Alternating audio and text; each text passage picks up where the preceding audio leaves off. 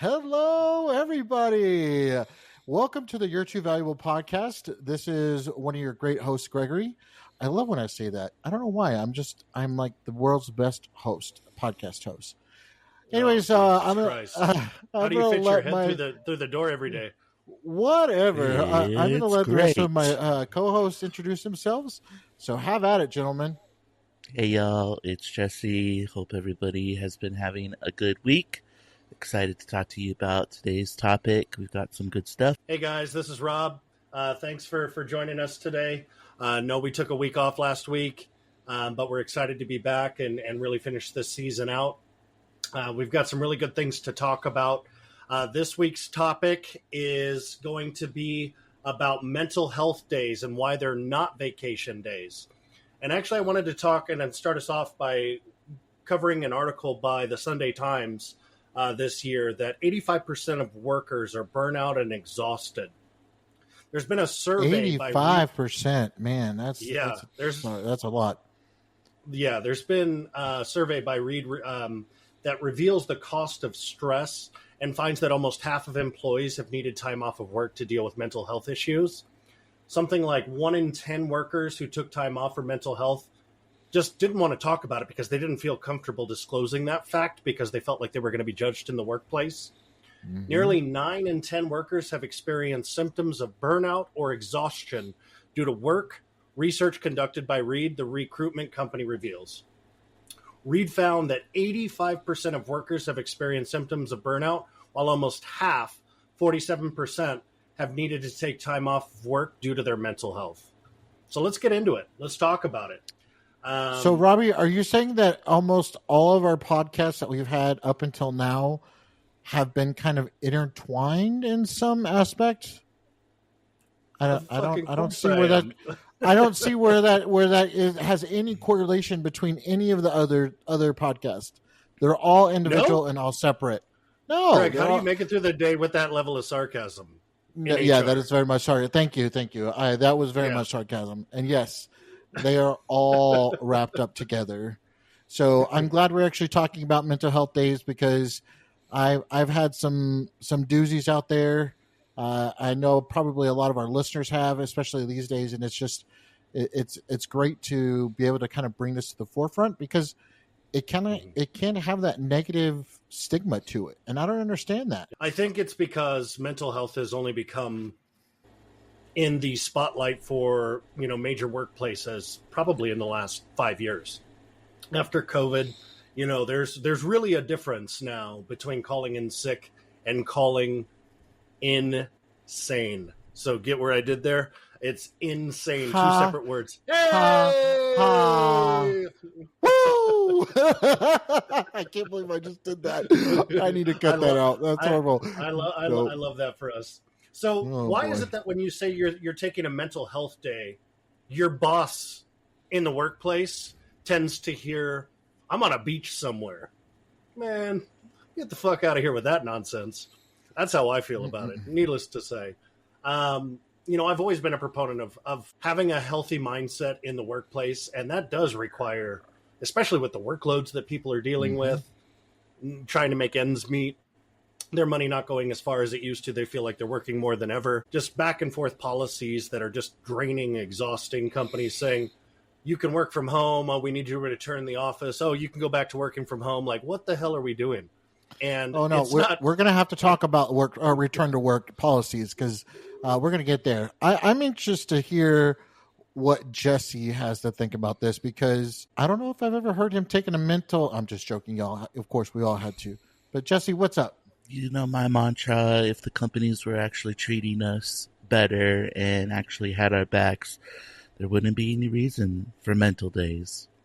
As far as me, when I've managed, especially hotels, I tell all my employees, like, be honest with me. Don't tell me bullshit stories. Let me know when you're having a rough time and let's talk about it. If you need to take a personal day, just let me know. We'll figure it out. But don't be calling me 2 weeks later after your other grandma just died and now your other grandma's dying and you're confusing your stories and making up bullshit now. So that just Yeah, how many grandmas do you have? I mean, here's my philosophy on this, guys. So obviously, this is kind of like coming out of a toxic relationship where you have to lie for survival. You're constantly being scrutinized on the daily basis. Everything is your fault. The weight of the company's success is on your shoulders, Mr. Superman. And, quite honestly, that's simply just not the case. I do understand where you're coming from on that, Jesse. My only thing is that these are symptoms of PTSD, people's previous experiences with toxic bosses. And exactly, they've got to build that trust. And it's our trust as leaders in the workplace to really establish that. And I think you touched on a really important point there. Bring us home, for our intro, and tell us a little bit about HR's definition of sick days, PTO, wellness days, and what HR is saying behind closed doors. Because I know everybody's really interested to think what HR says and how it differs from what they actually think. Well, see how I set you up there? Yeah, I see that. You kind of set me up for failure. I appreciate that. I love that. I know you do. You love setting me up for failure and kind of trying to put words in my mouth before I can actually say it. What I have to say is I kind of echo what Jesse was saying just a minute ago. Be honest with me. Let me know what's going on. I had hold on. I'll get to my story in a second. So for HR, we as an HR, we should not care why you're out. We just want to make sure you're okay. Now, this is my stance on that. You shouldn't have to tell anybody why you're out, why you're going on. Technically, you're not legally required to either. This is very true. And just like Jesse was stating a minute ago, but if you don't have like 12 grandmas who pass away, that's a different story. Then there's going to be some questions there. But we judging my 12 grandmas, Greg. Oh boy. For me, it was like, that was funny that he said that, because I don't know how many times I've had people say, "Oh, my grandma died. My grandma died." And I'm like, I think I have this documented where your like 12th grandma or 5th grandma has died, and it's kind of hilarious. But for HR, we don't need to know that you're out sick. We want to make sure you're okay and that you're not abusing the time. And I guess that's where kind of the gray area goes, is making sure you're not abusing a sick time or a mental health day or a PTO day. And we'll get to those later about, what those all should be. But you should be able to take your time off as you need it and utilize it as necessary. The problem comes from whenever somebody starts abusing those times. And we unfortunately have not had define that abuse. Stigma. Oh boy. Abuse is, you're going to take, 50 weeks. No, I'm just joking. Let's say you take the same Friday off every day. Fridays is just, every Friday is off. You happen to be sick on every Friday. Or, Mondays you're late in for 2 hours because, you're sick. You're not sick. You're hungover. So that's what I mean by kind of like just sick of work because it's been a long week, and that's why they take every Friday off. Well, I think we're pushing somebody's buttons around here. Are we pushing buttons over there? We do. That's what we do. So see that. Let's tell some personal stories. From my point of view, for companies that actually have mental health days, even as an option, which, let's be frank, not many do. They kind of tie it into PTO, they tie it into time off, all of those different elements. When you actually need a mental health day in those types of situations, a lot of times the levels of hoops, rings of fire that the companies make you jump through, is enough to make you want to head up to the roof and dive off head first. it's, Rob, we can't say things like that again. This is like the second time I've had. I either talk about you can't say things, you can't talk about the cuss words. Anyways, go ahead. Greg, you make me want to cuss every time I look at you, but you know what? I love you, buddy. Needless to say, there's a lot of pressure in the workplace, whether it's in a leadership position, individual contributor, and let's be honest, that positive company culture kind of tends to pretending everything is fine when all of us are on the, one bad day away from having a mental breakdown in some scenarios. The companies that don't have those mental health work days, they make you jump through these hoops, where you could potentially have a real issue and you go to the doctor, but that's not enough. They make you fill out paperwork and they put you on timelines. Like, you have any control over what those medical offices, they're like, you need to get this paperwork in by this date. Like, you become... Oh, okay. I can't tell you on that paperwork thing, because that is actually... Go ahead and finish your story. You pushed one of my buttons. I'm kind of... I know. Now, but go ahead. I understand. But how are we supposed to control what medical facilities, what their timelines look like? Why? Be in communication with your HR, your people ops, your people and culture, whatever you want to call it. You just said that you don't need to know why they're in communication with them. Don't just ghost them. No, you don't ghost them. Who said you ghost them? You pick up the phone, you call them. They never return your phone calls. So the servicers of these short-term disability or long-term disability or FMA, they're all third-party companies, and their primary goal is to make the obstacles so large and profound that people are just like, you know what, forget it. Forget it. No, that is not even remotely true. It's not Jesse, true. What are your thoughts on this? Help do the tiebreaker here. It's an interesting scenario because, like Greg just said, you don't care for the reason that they're out, but then the FMLA paperwork has to be filled out if they end up filling that out, and the doctor has to fill it out, and so the employer is going to eventually see the reason for it being out anyways, and then there is a communication issue because HR is like, well, that employee is out on leave. I don't need to place importance on them. I have enough other employees that I need to be dealing with, and I think that communication does start to break down with that employee, and because the prioritization dropped. Okay. Absolutely. I don't know. I can agree on some of that when you have a bad manager. I am going to disagree with that on a lot of it because it's not true. I mean, you might not be that way, but in general of our experiences, that's what we've experienced. I don't. Okay, I can understand if that's what you experience, and maybe our listeners can understand with you guys. I'm looking at it from an HR perspective. As a personal perspective, I can see that. Two, the only problem is it should not be, and your HR team should be correcting your leadership, your management, to say otherwise. Yeah, and then when nobody's looking, they're gossiping about how this person is taking time off that they don't. Yeah, come on, man. I used to be in that position. No, I used to hear round tables of people just gossiping about it. Really, what it comes down to, Greg, is that gives leaders the opportunity to deflect their lack in leadership to point to employees that need these mental health days or that actually have medical reasons to be out of work. They deflect their own responsibility, and they deflect it on these employees. And that's the culture that they create. I see it all the time. I've seen it all the time. The conversations I have, just the zombie conversations I have during initial consultations for people that are looking to make a career change or trying to advance within the workplace.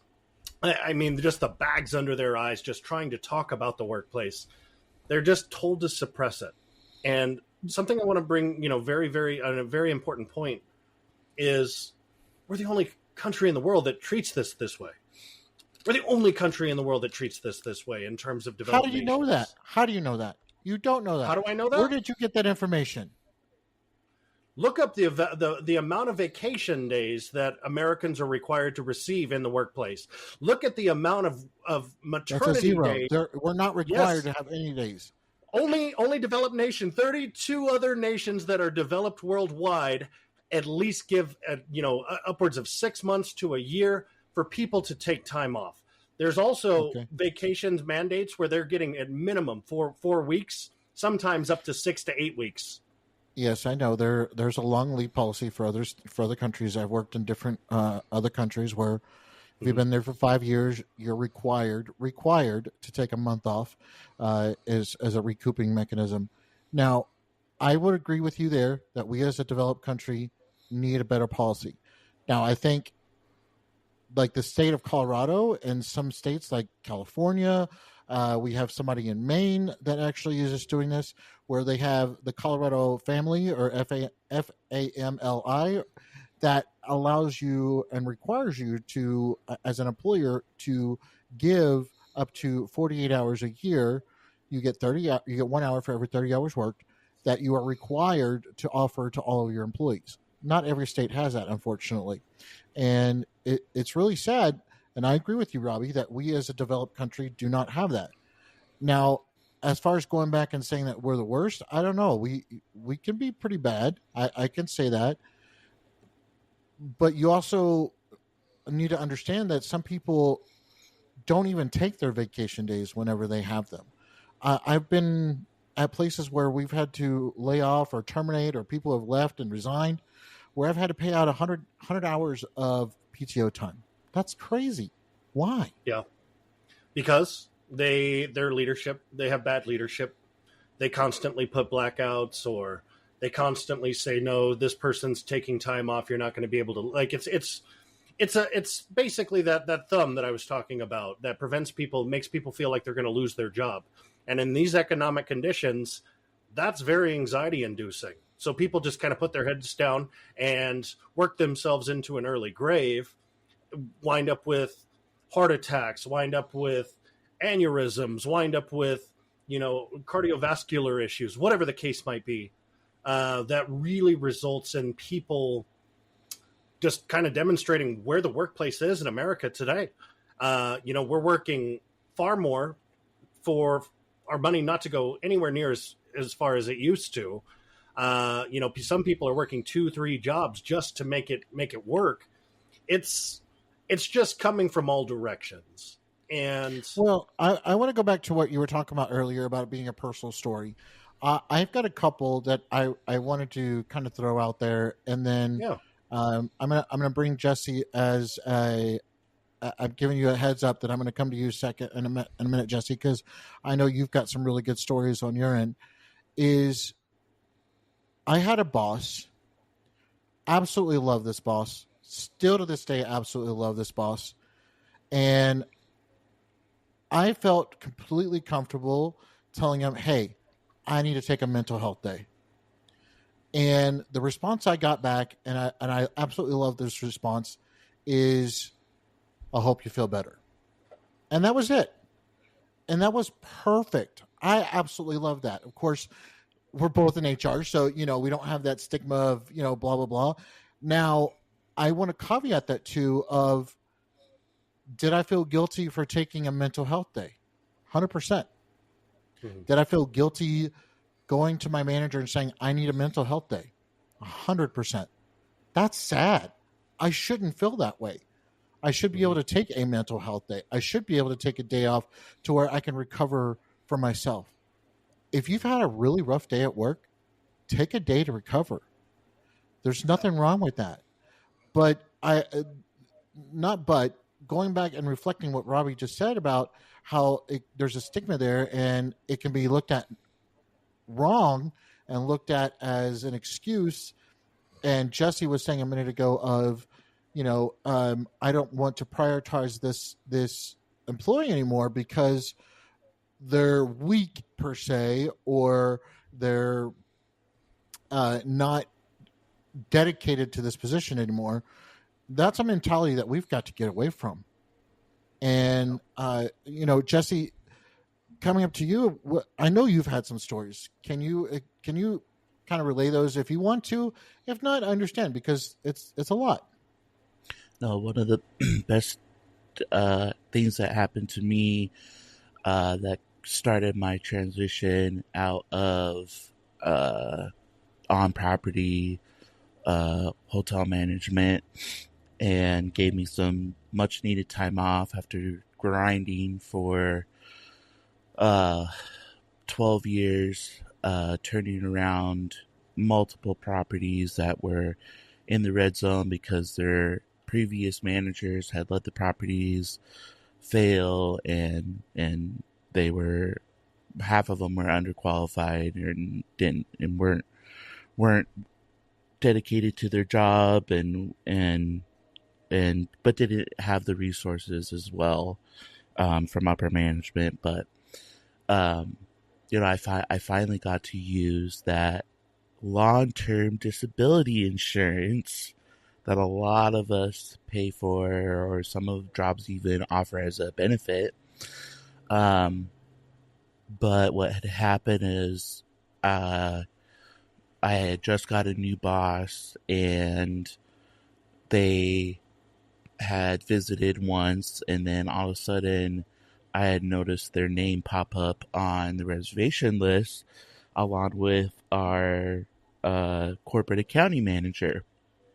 And so welcomed them in. When they came in, didn't they obviously had not given us any heads up or anything, and come to find out they were there after they did their digging and searching around, of course, without not letting me know what was going on, and finally sat me down and said that they were investigating for company fraud, and had done their investigation and found out that that was not going on, and that wasn't going the case, of course, unbeknownst to me. And the whole time that I was there, especially with my boss being new, she didn't say a word to any other employees, was very, not even making an attempt to meet my employees and talk to them and ask them how things were going, and a typical visit that usually my boss would do. Very unapproachable. And so once I found out about that, I had went and talked to my doctor and everything, and asked if he would approve a leave, and he was all about it. There had been some other stuff that had gone on before that, and so he was happy to put his signature on that, and I was able to step away for a year and be covered by my long-term disability insurance. That was a great and much needed time off. It's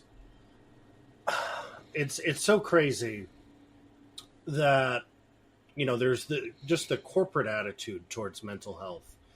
Like, I feel like they've just started introducing these wellness programs, your EAPs, or even making them like a viable option. Something I did as a leader was during my monthly meetings, I would always put that information up, and I would say, I encourage you to utilize these services. It really helps. I take advantage of these programs. There's nothing wrong, and demonstrating that leadership, that no matter how long you've been in a place of leadership or management or whatever the case is, it's always good to take a step back, reflect on what's working, what's not working, and how to improve myself overall. And a big part of that comes with addressing things like depression, anxiety, sleep issues, post-traumatic stress disorder for people entering back into the workplace after serving in the military, or coming out of a toxic relationship, an abusive relationship,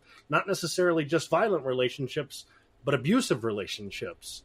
There's a variety of different things that go into that, and just taking the time to let your people know that it's okay, that there are, anonymous options out there to really address these is critically important. And I think Greg would most certainly agree with me on this. Yeah, I definitely would. And I think the stigma that has happened, and I'm not trying to dog a generation or any generation before us, is it was a thing in the past where it was stick out, or buck up and become a man, or push it down. And it's not something that we should do. And it was the stigma that came about a lot.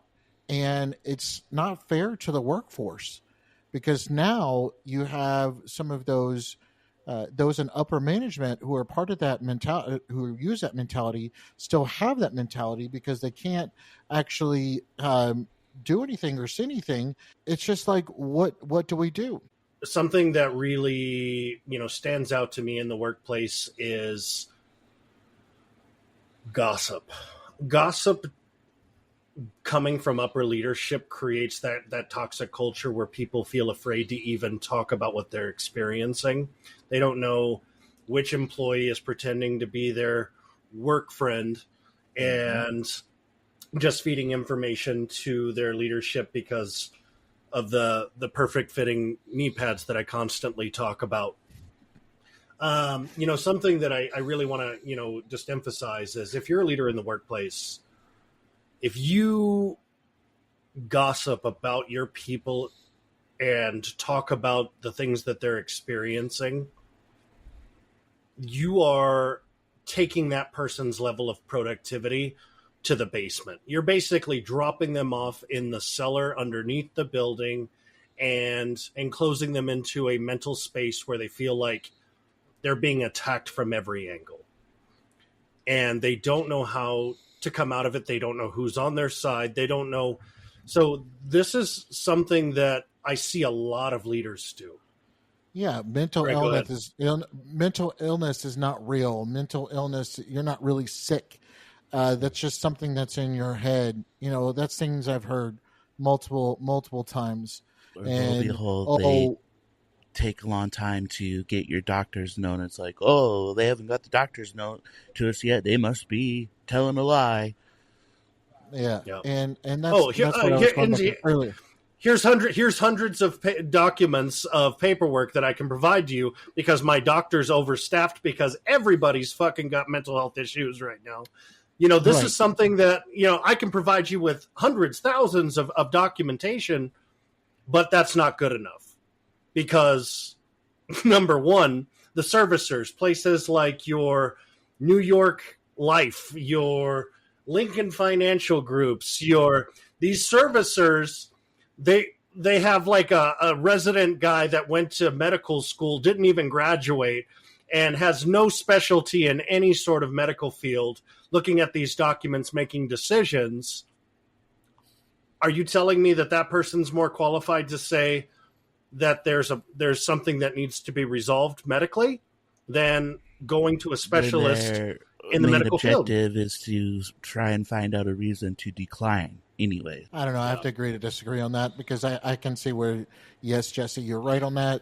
No, Jesse, you should not be right on that. But the should, the practicalities or what actually is happening compared to what should be happening, completely different things.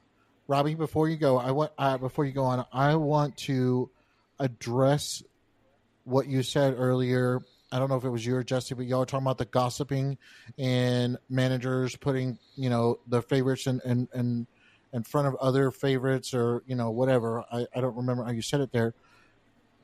This is a lack of training that we have given to our leadership world these days.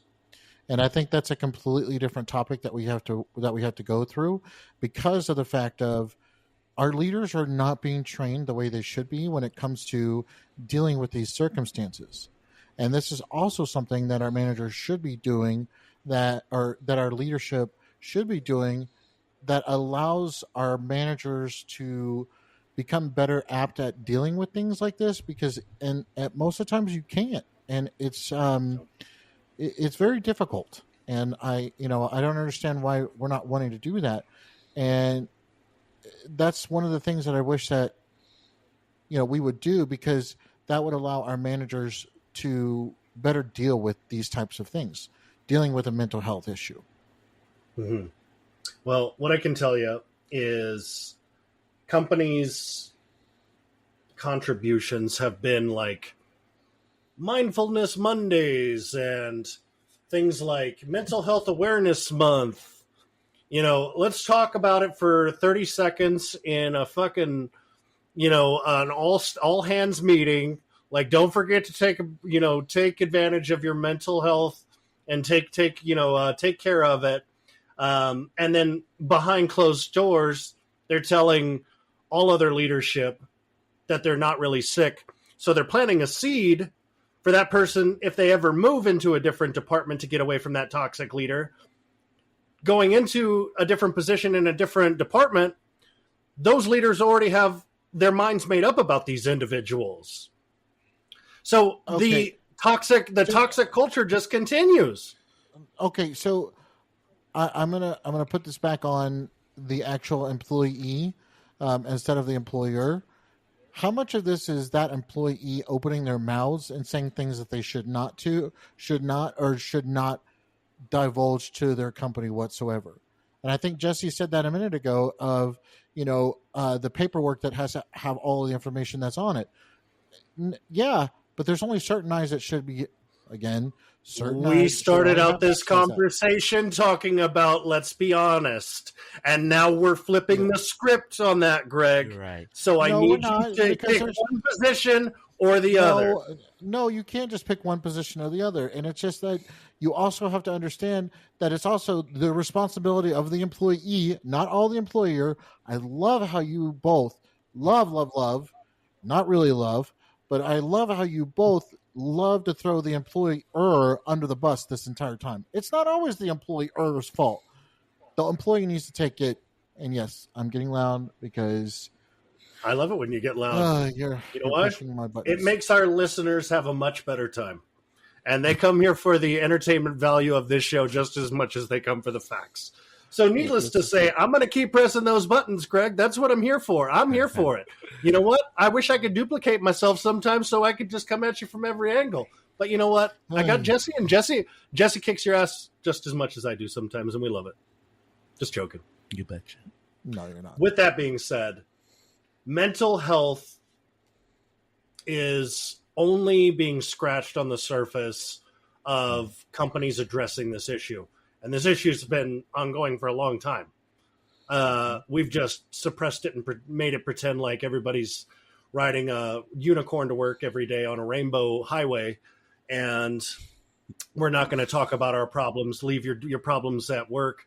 But, with the new workplace and the new standard for the way people cannot disconnect, they can't do that anymore. People are working outside of the office. They're working on their days off, on their PTO.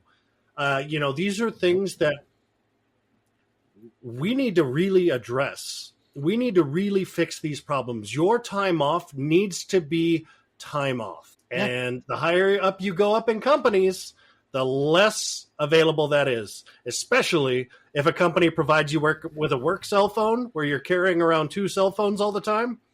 Let me tell you. And they tell you, you better have your phone on you at all 24 hours a day, 7 days a week, 365 days a year. You feel guilty all the time. I think we handled a lot of that when it comes to your work-life balance that we had a while back.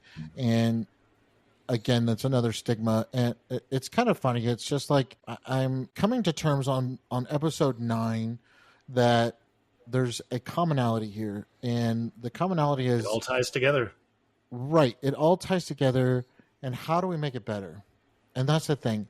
And I'm hoping that some of our listeners out there can take some of this, bring that feedback to your leadership teams and understand that that's what that is.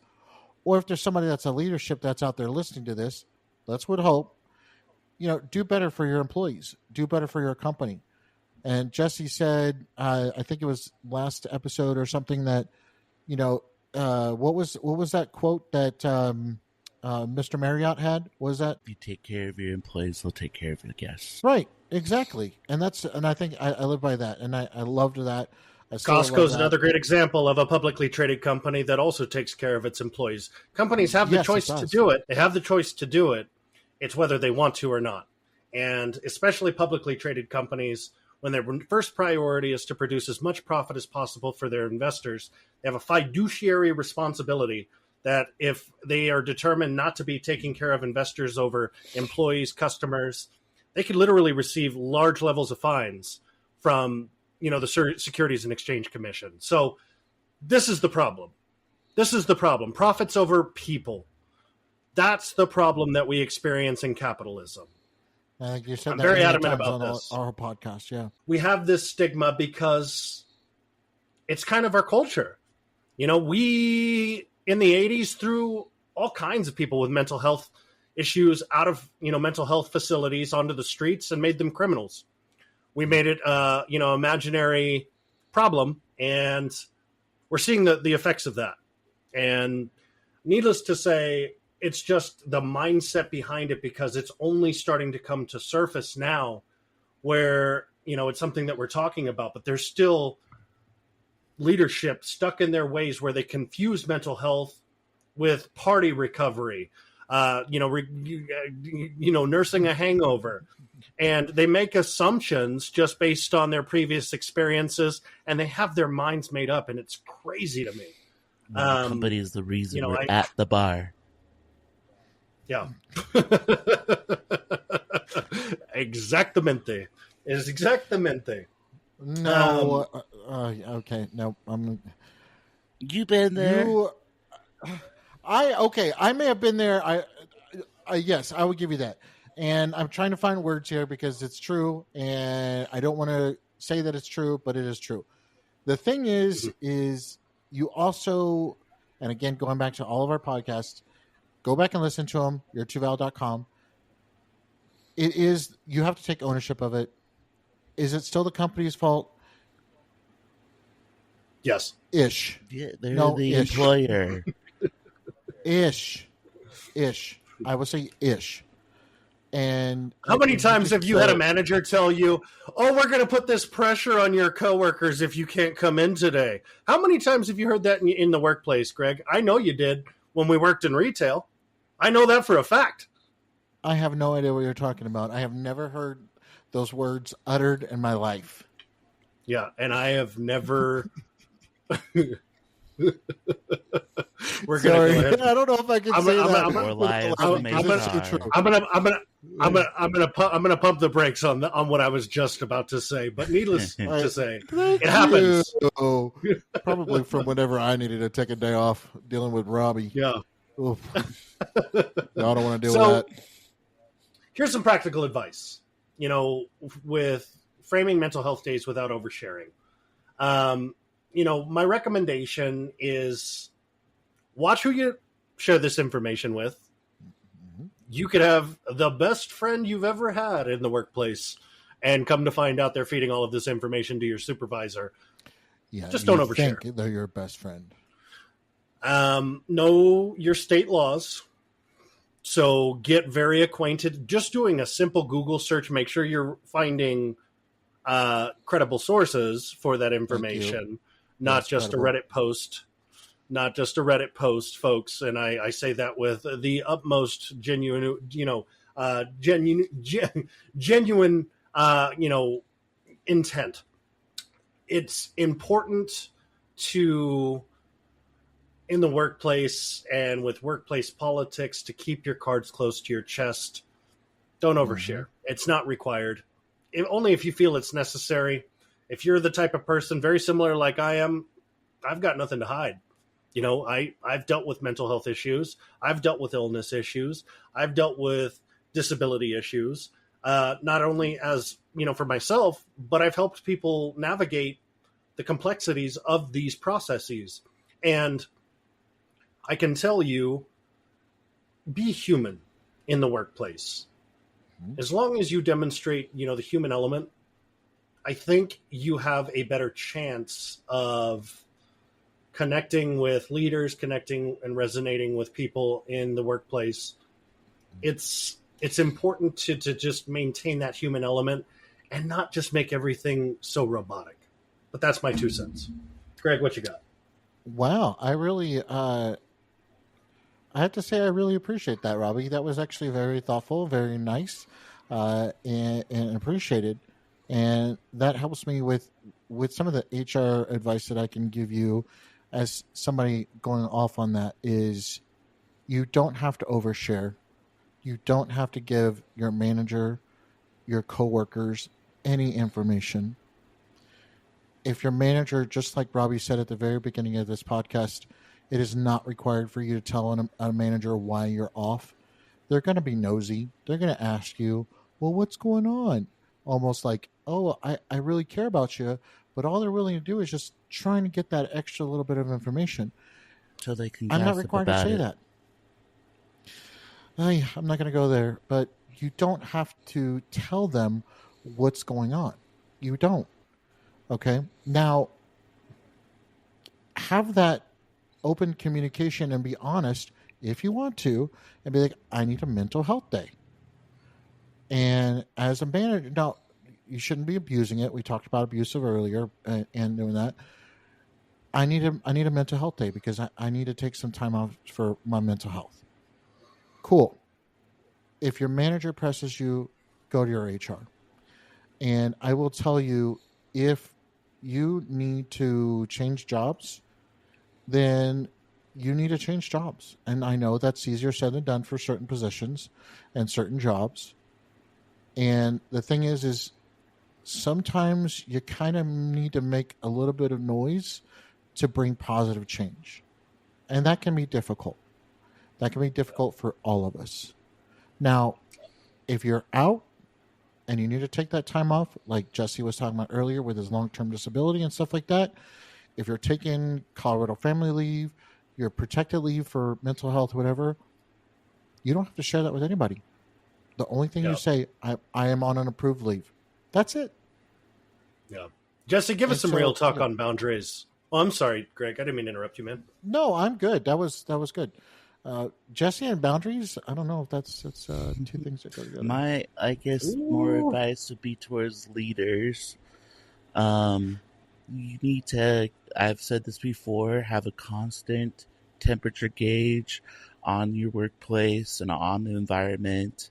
Have those open sessions where you're checking in and having those one-on-ones and having group discussions where people can fully let out what they need to without repercussions, without you going behind their backs and talking about what they said, and give them the opportunity to make things better. I think a lot of people that get into certain jobs and are starting to have issues and stuff have great ideas about things that can be changed or improved, yet they never get the opportunity to voice that and are immediately shut down because change is hard and implementing new procedures and stuff is just the worst thing that can come up for someone because we don't want to change. We just want to keep things the same. Mm-hmm. And try to have that open communication with your employees so that they are comfortable saying again, hey, I just need X amount of time off, and be real with them and let them have, again, open communication. I think is a big thing that you need to have in place. But like Robbie said, if you go behind their backs and just start gossiping about it and the reason that they're out and dogging them because you think they're just lying, even though they've gotten doctor's appointments and letters and forms filled out backing up everything that they're telling you,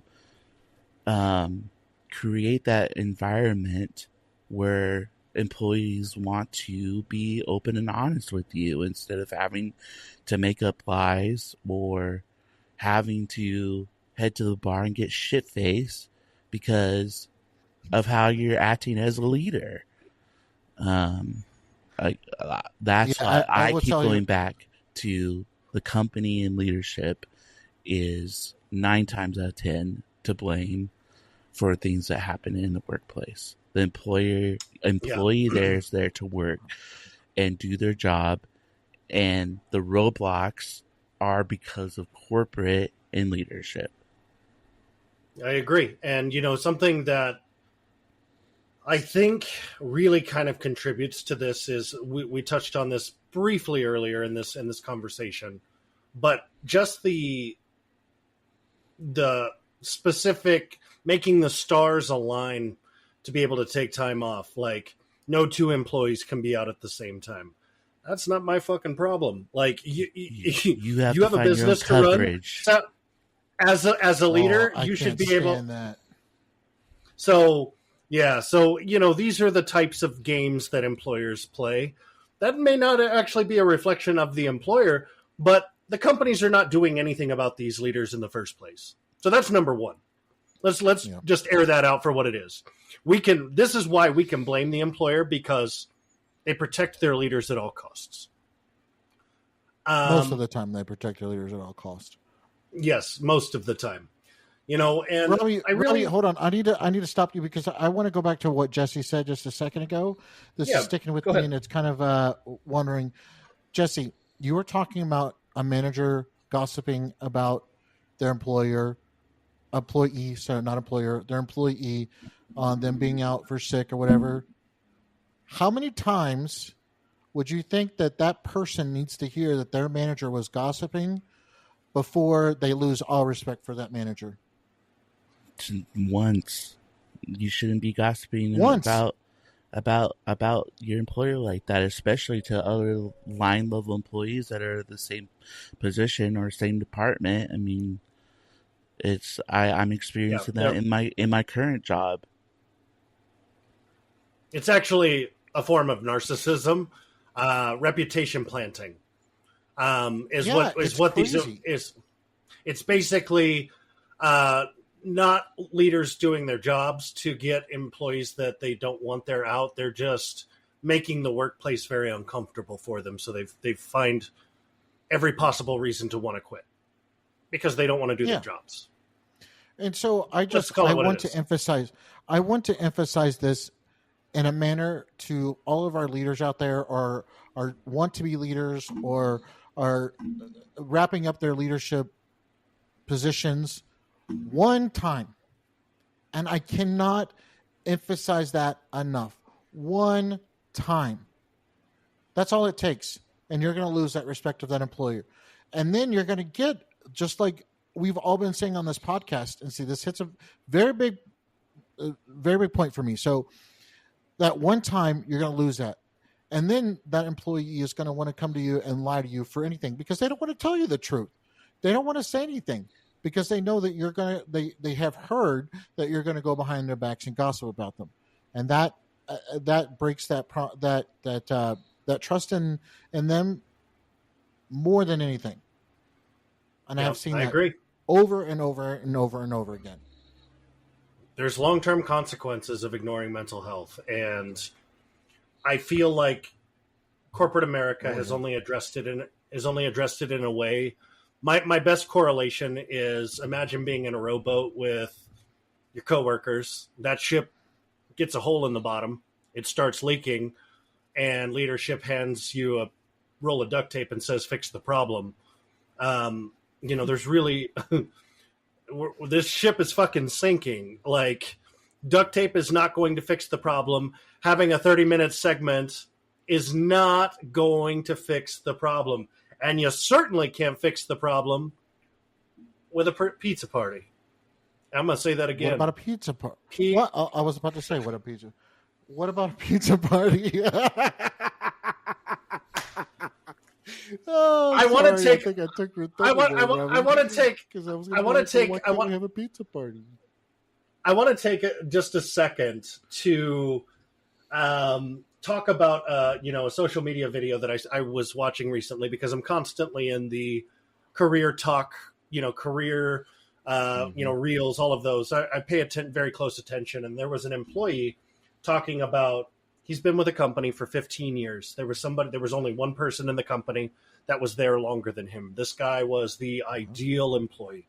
He was there every day before everybody, left after everybody else, went above and beyond, did all those things. His wife became extremely ill, and it started to take a toll on his mental health. And the company started to punish him for taking that additional time. Within 6 months, that man passed away, and it impacted the entire workplace. The workplace said, "Sorry, all of you cannot attend his funeral because we can't have that many people out of the office.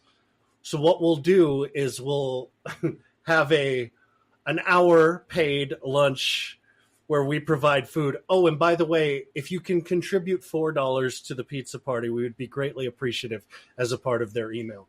Ladies and gentlemen, that is, in a nutshell, the status of the workplace, and how the fuck does that make mental health the epicenter of what they're trying to say needs to be addressed?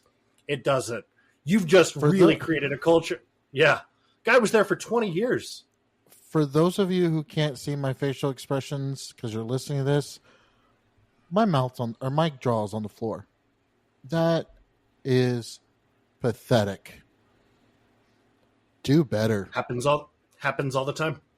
Happens all the time. Gosh, that almost makes me just want to start crying just thinking about that. Because similar. We had after I had moved on from my last position, there was a task force manager that had come in and was ripping every single employee about stuff that I had already been working on, and one of the employees ended up having a heart attack and died. Yeah. Wow.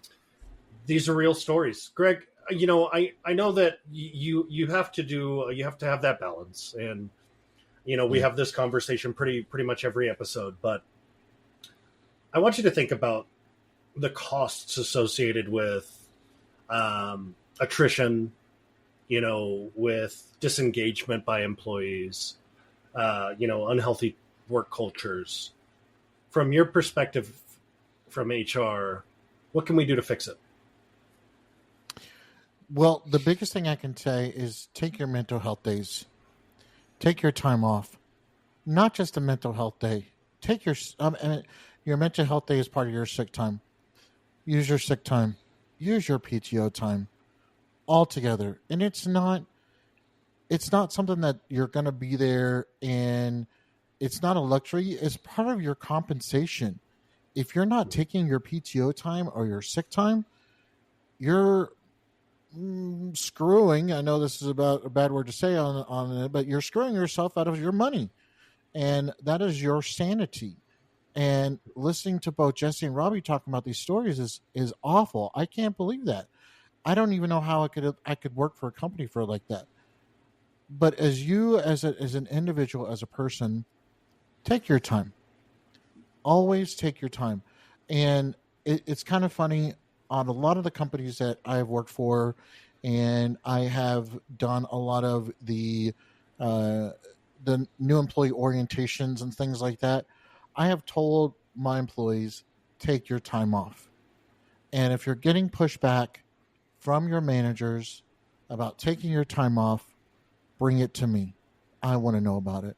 And that way I can bubble it up. And I know I may be an anomaly that a lot of HR people, a lot of managers don't want to listen to me. I'm going to go to bat for you. I'm going to go to bat for you. And I'm going to swing pretty hard. And if it costs me my job to change a culture at a company, I'm fine with it. I'm okay with that as long as it makes my employees better.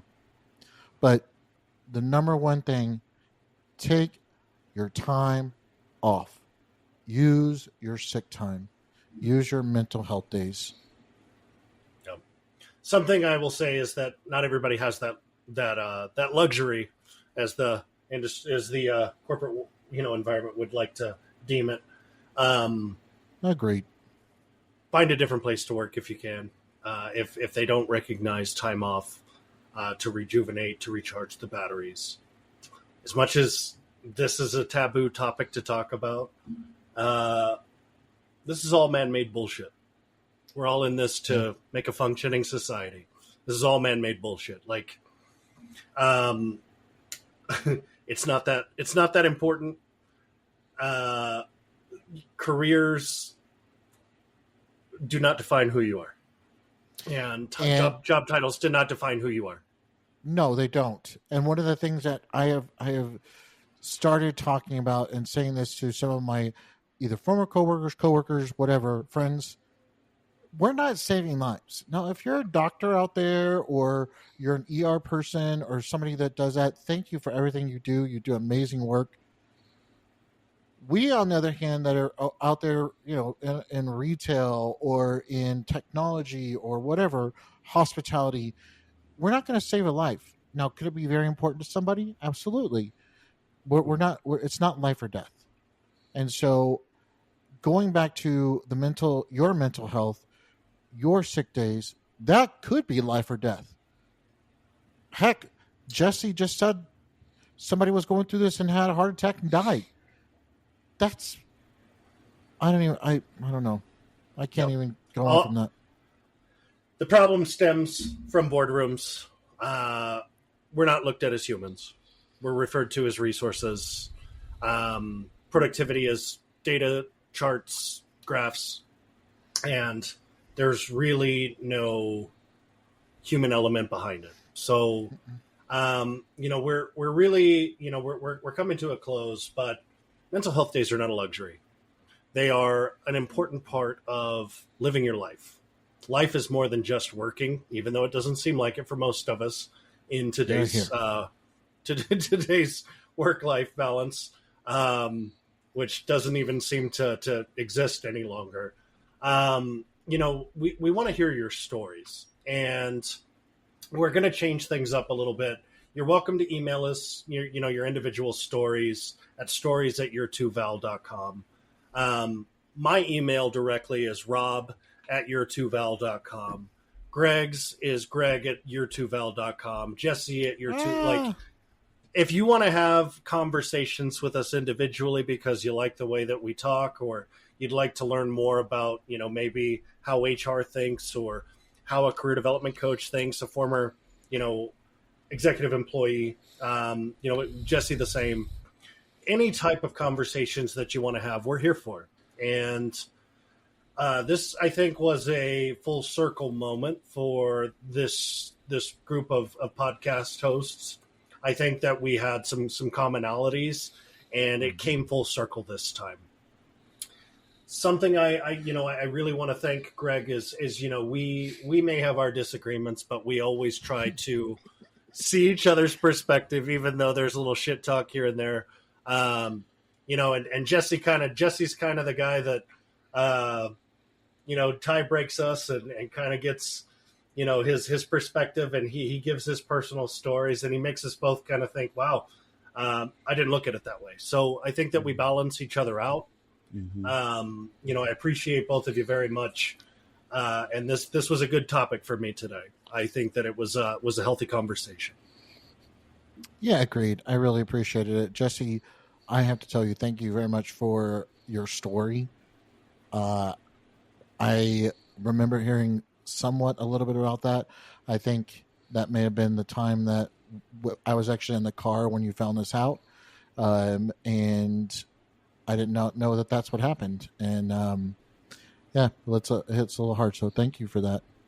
Yeah, we both have had some pretty crazy experiences with that, but thankfully we've been able to get through it, and now we can tell other people about it. And hopefully, if you guys are going through anything similar and need some advice or just want to talk about it, just reach out to us.